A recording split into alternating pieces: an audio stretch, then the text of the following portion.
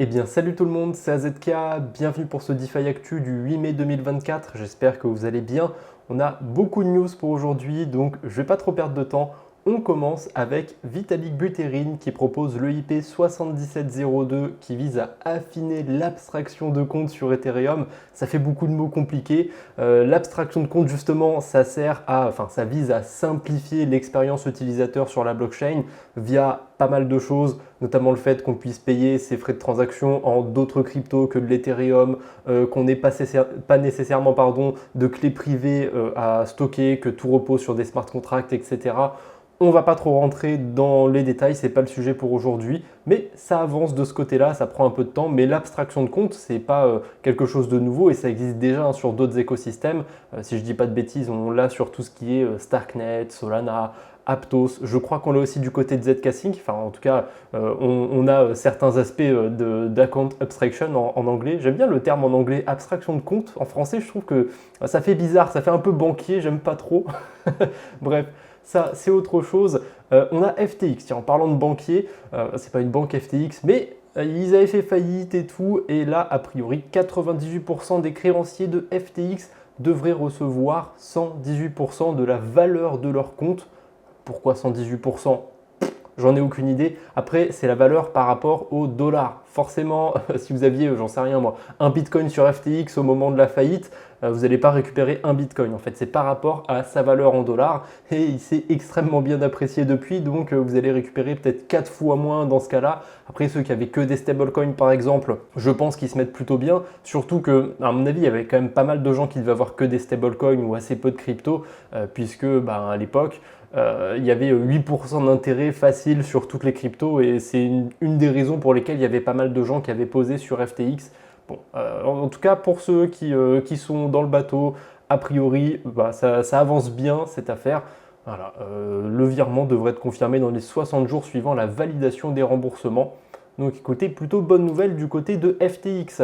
On a Polygon qui pousse un petit peu pour l'intégration de l'USDC natif. C'est pas nouveau, on a deux versions de l'USDC sur Polygon.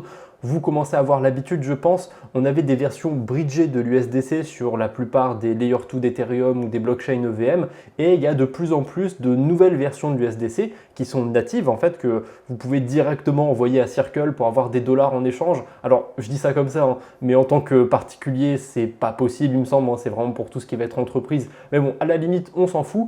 Par contre, c'est important de savoir qu'il y a une distinction. L'USDC bridgé, ça reste quand même un USDC. Hein, tant qu'il n'y a pas un problème avec le bridge, justement, il vaut toujours 1 dollar, mais il tend en fait à être de moins en moins utilisable sur la blockchain. Et Polygon, ça doit faire au moins un an qu'il y a l'USDC natif dessus et je l'utilise jamais personnellement. Je ne sais pas trop pourquoi, mais ils n'ont jamais réussi à trop s'intégrer. Et là, il y a Polygon directement, donc la blockchain, qui lance une campagne de quête avec plein de protocoles.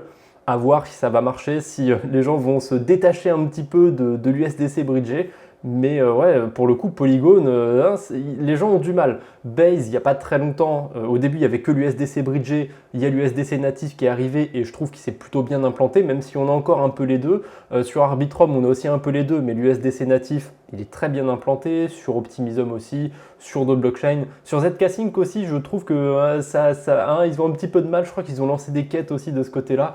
Bref, pourquoi pas du côté de Galaxy, si ça vous tente, il y a des quêtes en ce moment sur Polygon. J'ai pas été faire un tour, mais si vous avez l'habitude de faire des quêtes Galaxy, si vous aimez bien ça, en ce moment, il y a de quoi faire du côté de Polygon avec des stablecoins. Je voulais regarder par curiosité s'il y avait des déblocages de tokens à venir et je suis tombé sur Peace Network. J'ai fait un petit post d'ailleurs par rapport à ça, mais je vais tout vous résumer là dans la vidéo. En fait, il y a un gros déblocage qui arrive sur Peace Network le 20 mai. On voit que c'est quand même 21% de tous les tokens qui vont être mis en circulation d'un coup. Et actuellement, il n'y a que 15% des tokens qui sont en circulation. Donc, du jour au lendemain, il y aura 2 fois plus de tokens Peace en circulation, même plus que ça encore, hein, 250% en plus à peu près. C'est colossal, c'est un gros déblocage. Par contre, j'ai quand même la sensation que c'est un peu anticipé. Vous voyez que le prix a facile été divisé par 2. Dans le retweet que j'ai fait, j'ai dit divisé par 3. J'ai peut-être un petit peu abusé. On est plus sur un divisé par 2, 2,2. Bon, c'est pas très grave à la limite. Il va peut-être aller plus bas, il va peut-être remonter. on s'en fout, je suis pas là pour faire la météo, mais il a pris beaucoup plus cher que certains tokens. Je pense que c'est peut-être un peu anticipé. Après, j'ai pas de piste dans mon portefeuille, j'ai pas de position à la hausse ou à la baisse, je fais pas de delta neutre, j'ai vraiment aucune position sur le token, j'en farme même pas, parce qu'à mon avis, c'est aussi un truc qui explique pourquoi le token a dumpé, c'est que Peace Network, ils sont intégrés sur plein de protocoles de trading, etc. Et ils ont fait une campagne où ils donnent des tokens à des protocoles pour qu'ils soient distribués aux utilisateurs. Et il y a pas mal d'utilisateurs du coup qui ont récupéré des tokens Peace. À mon avis, c'est ça qui a contribué au dump du token.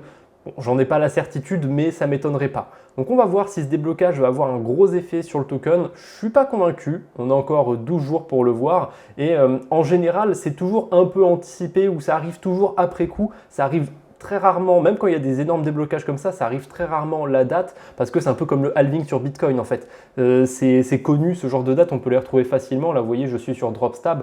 Donc, c'est pas quelque chose qui est caché. Donc, forcément, ça peut être anticipé avant. On verra bien. J'ai pas de boule de cristal, je suis pas dans 12 jours. Mais à mon avis, faut pas s'attendre à ce que le token se fasse diviser par 2, par 3. Je pense pas qu'il va dumper autant. Peut-être qu'il y aura un peu de mouvement. Forcément, ça fait quand même beaucoup de tokens d'un coup. On enchaîne avec la petite page airdrop. Il y a quand même pas mal d'actualités autour des airdrops. Vous avez les chapitres d'ailleurs normalement sur cette vidéo. Donc s'il y a des parties que vous avez envie de passer qui ne vous intéressent pas, n'hésitez pas à utiliser les chapitres. Et tant que j'ai votre attention, n'hésitez pas à mettre un j'aime sous la vidéo. Bref, Mercli, ils ont fait un long post. Je vais essayer de vous résumer tout ça parce que bon, c'est un peu, c'est long, hein, ça fait beaucoup d'informations. Mais en gros, dedans, ils disent que voilà, malgré qu'ils aient été qualifiés d'outils de Sibyl par Layer 0 dans leur article Medium, ils disent que si vous avez un peu utilisé Mercli, que ce n'est pas la majeure partie de votre activité sur Layer 0, normalement, il n'y a pas de raison que ça vous élimine de l'airdrop en fait de Layer 0. Puisque Mercli, il y a un certain côté bac à sable où on peut minter des NFT, des tokens qui n'ont aucune valeur et qu'on peut bridger. Bon, ça, on aime, on n'aime pas. Moi, j'ai dû le faire 2-3 fois pour la science, mais j'ai du côté de Polyhedra, par exemple, du côté d'Hyperlane, il y a des gens qui s'amusent, ou du côté de Wormhole aussi, il y a des gens qui s'amusent à faire plein de transactions sur Mercli.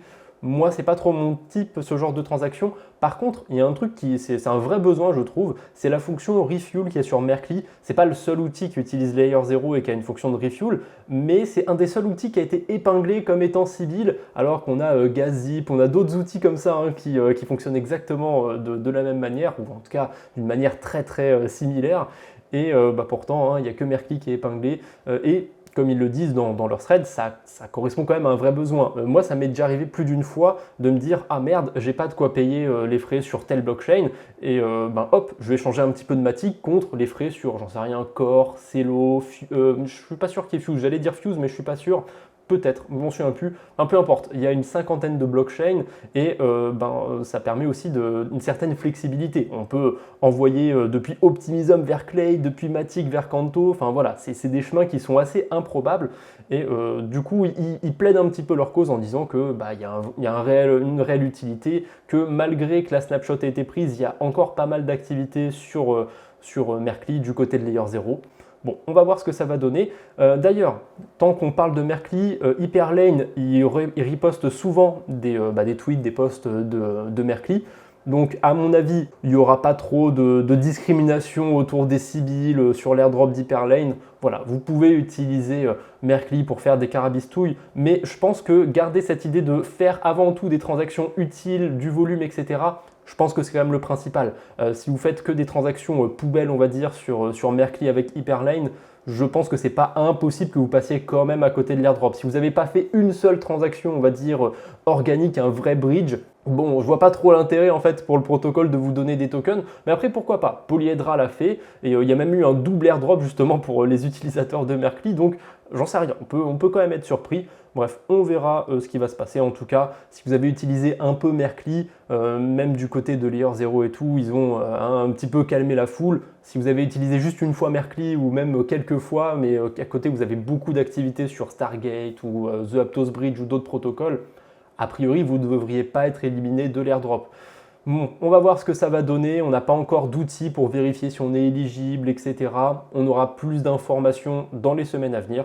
Et bien évidemment, je vous en parlerai donc, hein, on n'oublie pas de s'abonner si ce n'était pas déjà fait.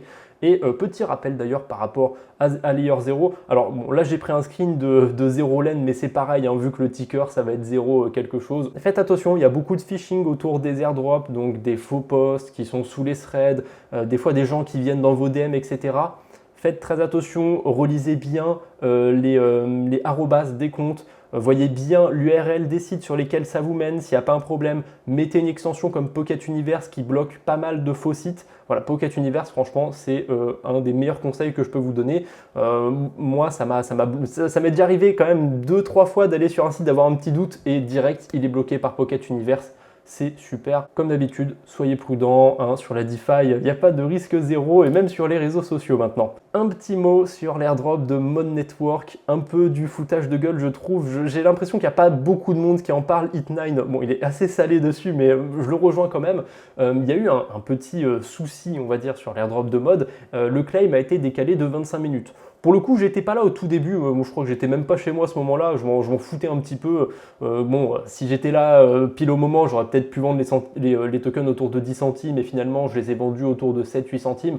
C'est pas un drame, hein, je vais m'en remettre. C'était quand même de l'argent magique d'Internet, donc je me plains pas. Mais les 25 minutes hein, de privilège pour que la team, et les insiders et compagnie puissent dumper les tokens, ça, pour le coup, c'est pas cool du tout et je trouve qu'il n'y a pas beaucoup de monde dans l'écosystème qui l'a relevé. Donc, j'avais envie de mettre un petit peu ça en avant parce que je trouve que pas grand monde le fait et c'est vraiment pas très classe de la part de Mod. Et en plus, bon, pareil, j'étais pas là au tout début, mais a priori, les liquidités on-chain sur les protocoles de l'écosystème Mod étaient ridicules. C'était un petit peu une mascarade. On verra ce que ça va donner. Il y a la saison 2 aussi qui est lancée. Je pense pas trop la jouer personnellement. Après, s'il y a des opportunités intéressantes sur Mod, à farmer, j'irai probablement dessus. Et si au passage je peux avoir des points et un deuxième airdrop, tant mieux, ça me fera des tokens en plus. Mais si je vais sur Mod, c'est vraiment que par rapport au yield.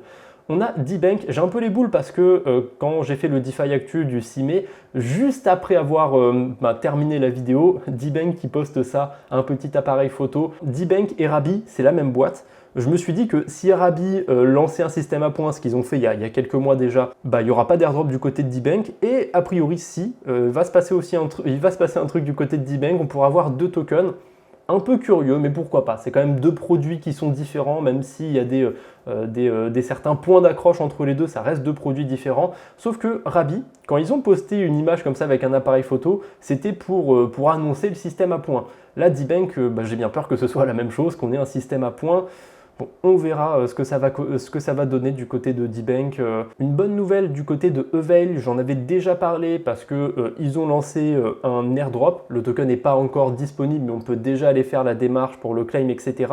Et normalement, c'était jusqu'au 5 mai qu'on pouvait réclamer les tokens. Mais là, ils ont fait une deuxième phase où en fait, ils augmentent la liste des qualifiés, on va dire. Donc si vous avez fait du liquid staking sur Matic, allez voir si vous êtes éligible. Vous avez jusqu'au 12 mai pour aller réclamer, donc ne tardez pas trop. Vous avez le lien dans la description sur le tableur aussi, mais on va le voir un petit peu après le tableur. Aucune idée du prix que ça vaudra, mais si ça vaut 10 centimes, 50 centimes, 1 dollar, même 1 centime, je m'en fiche, c'est un projet que j'ai pas du tout cherché à farmer, mais franchement, plutôt satisfait de ce côté-là. Et je pense que je ferai comme Wormhole, je pense que je vous allouerai quelques tokens que je vous ferai gagner sur des giveaways ou autres. On verra comment ça va se passer, on n'y est pas encore. D'ailleurs, du côté de Veil, c'est un petit peu spécial pour réclamer l'airdrop, il faut un wallet sur l'écosystème Polkadot.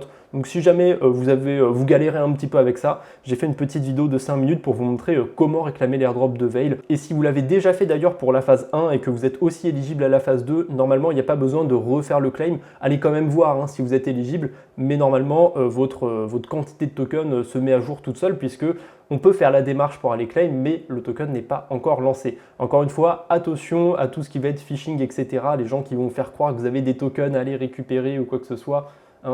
Pour l'instant, il n'est pas encore lancé, mais ça devrait pas trop tarder.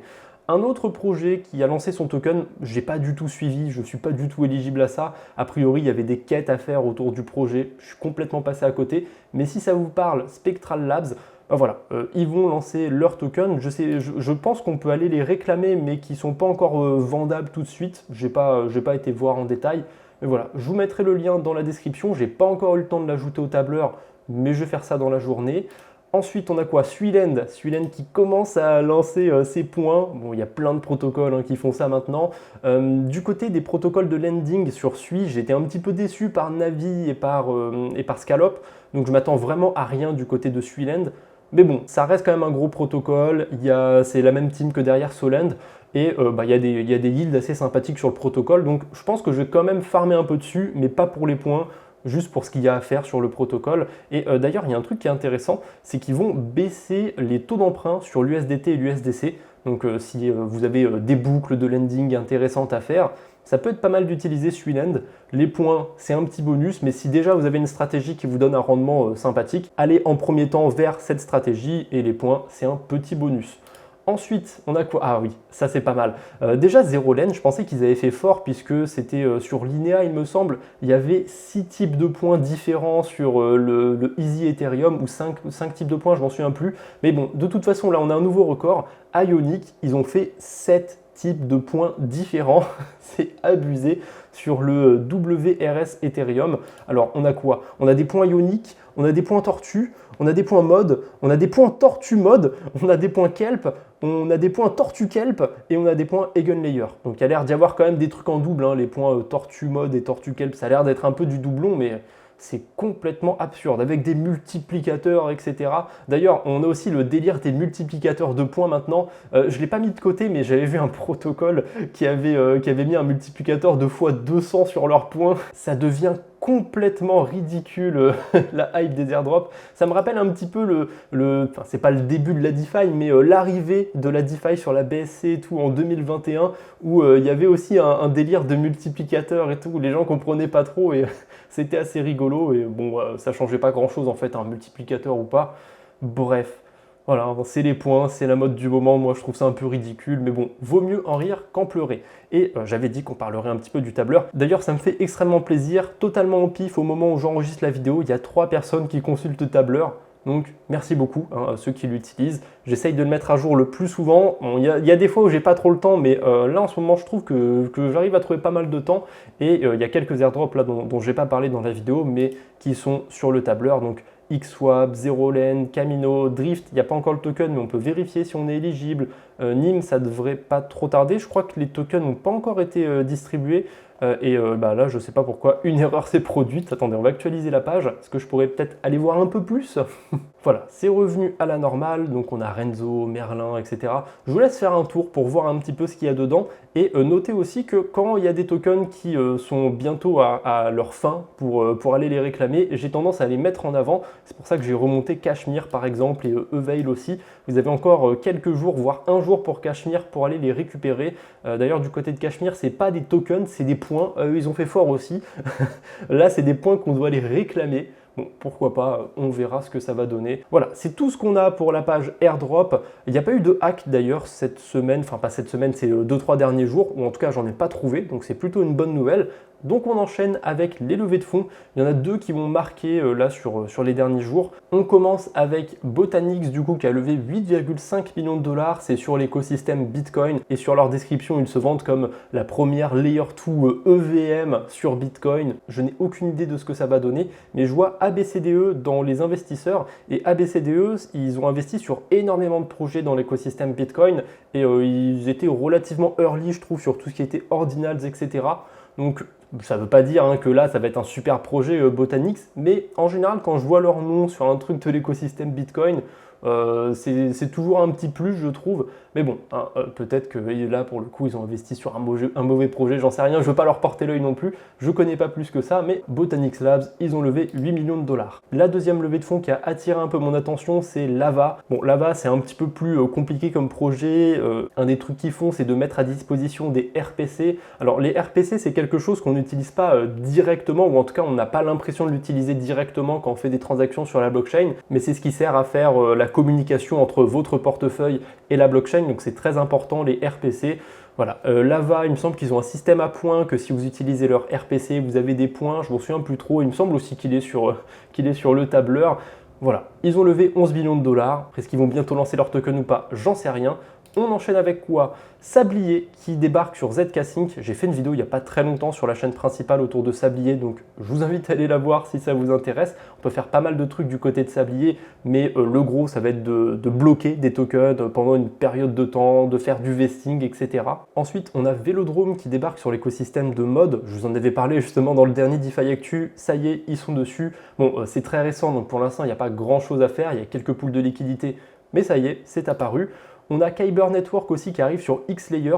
C'est pas mon protocole préféré, mais c'est un agrégateur et c'est important d'utiliser des agrégateurs quand on fait des swaps. Donc si jamais vous allez du côté de Xlayer, pensez à échanger vos cryptos en passant par Kyber. Ça marchera peut-être pas pour 100% des cryptos, j'en sais rien, je connais pas l'écosystème de Xlayer, mais c'est toujours mieux que de passer par des DEX, en tout cas dans la grande majorité des cas. Un petit peu de propagande Bebop qui se déploie sur Mod Network. Donc comme d'habitude, à chaque fois qu'il se déploie sur une blockchain, il y a un petit badge à aller récupérer. Je pense que ces badges ils vont jouer si un jour Bebop fait un airdrop. Ça coûte pas grand chose de faire un swap, je vous mettrai le lien des badges dans la description si ça vous intéresse. On a Dodo Chain aussi, ça j'en ai parlé aussi dans le dernier DeFi Actu, et là ça s'accélère un petit peu. Alors la blockchain n'est pas encore lancée, mais on peut aller staker des tokens du côté d'Altlayer pour récupérer des redacted. Alors je ne sais pas si c'est écrit ça parce qu'on ne sait pas encore quel token on va récupérer, ou alors si c'est le nom du futur token. On peut staker du coup des realt, des Ethers via Eigenlayer ou du Dodo directement. Et du coup je me suis un petit peu intéressé au token Dodo quand j'ai vu ça, et mine de rien, il a plutôt de bonnes prédispositions. Alors Dodo, c'est un DEX pour ceux qui ne connaissent pas, il est là quand même depuis longtemps, il n'y a pas tant de TVL que ça, mais il a de bonnes tokenomics, je trouve. Forcément, comme il a eu le temps de vivre tout un cycle, il y a la plupart des tokens qui sont en circulation. Pour l'instant, il n'est pas trop spéculé, il est autour de 100 millions de market cap, donc c'est pas un conseil en investissement, mais à voir si cette nouvelle blockchain, ce Layer 3, va donner un petit peu de positivité au token de Dodo. Une petite news du côté d'Aptos, pour ceux qui avaient participé au premier launchpad sur Solana, ça a un peu été mis de côté, mais ça y est, ça arrive, le token MoveGPT devrait bientôt être lancé. Normalement, ce sera demain à 13 h. Ça devait être lancé il y a quasiment un mois, je crois. Ça a été décalé, à mon avis, par rapport aux conditions de marché. On l'avait vu vite fait sur le token de Starknet, il s'est bien pété la gueule en avril. Je suppose que la plupart des cryptos s'étaient pété la gueule à ce moment-là. Et du coup, voilà, ça a été décalé, ça arrive dans pas longtemps. Et il y a un autre truc qui tombe le même jour, c'est Zest Protocol sur Stacks qui va réouvrir un protocole de prêt et d'emprunt. Je crois que c'est le seul qu'il y a sur l'écosystème Stacks, en tout cas c'est le plus gros sur l'écosystème. Donc curieux de voir ce que ça va donner, s'il y aura des stratégies sympas à faire ou pas. On en parlera peut-être dans un prochain Quadbo sur la DeFi. Allez, j'ai deux petits trucs pour terminer cette vidéo. D'abord, vous pouvez me suivre sur Dbank si ça vous intéresse. J'ai testé un petit Lucky Draw dessus et je pense en refaire un autre parce que j'ai encore des tokens Wormhole à distribuer. Voilà, je vous mettrai le lien dans la description si ça vous intéresse. Et pour terminer, je vous donne un petit peu de lecture, si ça peut vous intéresser aussi. J'ai fait un petit thread pour vous montrer pas mal de stratégies qu'on peut faire en ce moment sur la DeFi. Vraiment plein de stratégies en tout genre. Il y a du delta neutre, il y a des trucs avec emprunt, il y a des stratégies sur SUI, avec un petit peu plus de volatilité, donc avec des pools de protocoles de trading, du lending sur l'Ethereum. Voilà, quelques autres stratégies. Il y a pas mal de matière dans ce thread. Voilà, c'est tout ce que j'avais pour aujourd'hui. On se retrouve bientôt, j'espère. D'ici là, portez-vous bien. Salut tout le monde!